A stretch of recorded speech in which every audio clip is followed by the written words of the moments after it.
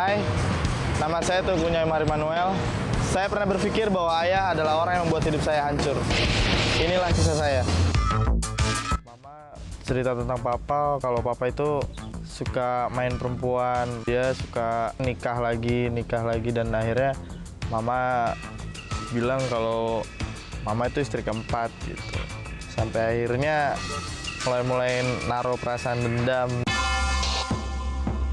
Aku pernah janji sama diri sendiri, kalau satu hari ketemu sama bapak, itu aku mau bunuh dia. Pokoknya dimanapun aku ketemu dia, aku harus bunuh dia gimana pun caranya.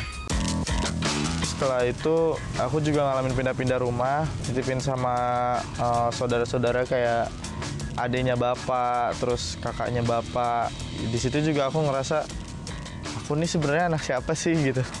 Aku kayak bola yang ditendang-tendang kemana-mana, saya anaknya dia sendiri. Dan akhirnya kabur dari rumah saudara itu. Ya, waktu aku di jalanan, aku mulai kenal dengan ganja gitu. Terus aku mulai kenal dengan yang namanya putau, sabu-sabu. Yang aku cari waktu pakai narkoba gitu-gitu, aku dapat ketenangan. Setelah rasanya hilang, amarah itu balik lagi. Marah sama bapak itu datang lagi, dan terus datang lagi. Pakai drugs itu sebenarnya sama sekali nggak nyelesain masalah, nggak bikin aku juga jadi orang yang lebih baik. Justru semakin hari semakin hancur, semakin nggak bener hidupnya. Ya, waktu aku di jalanan, apa yang aku cari, kebebasan yang aku mau tuh, itu aku dapetin di situ. Pergaulan semuanya aku punya, tapi ada satu memang yang aku nggak punya hari itu. Hari itu yang aku nggak punya keluarga, aku nggak punya siapa-siapa. Aku sempat juga jadi orang yang kalau ngelihat orang sedikit gitu yang nyebelin, pengen hajar gitu, pengen berantemin aja deh gitu.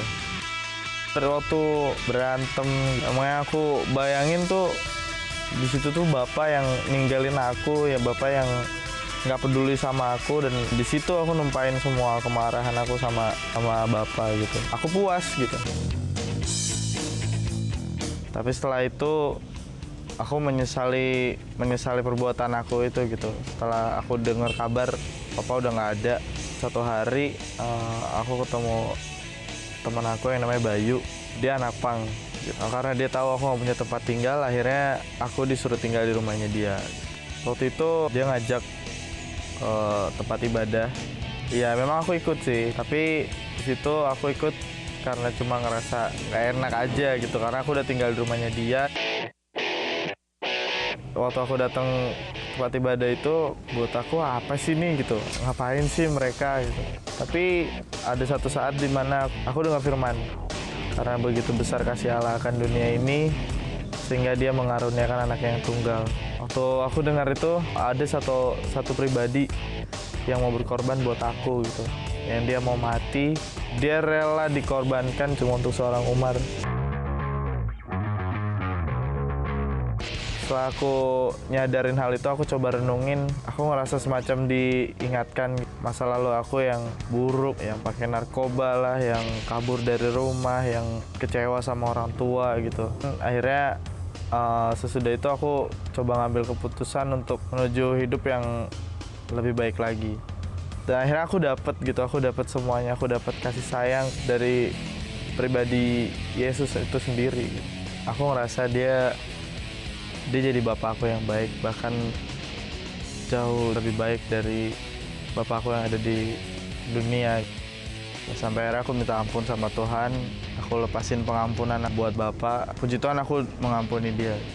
Dan aku juga mau bilang aku sayang banget sama papa.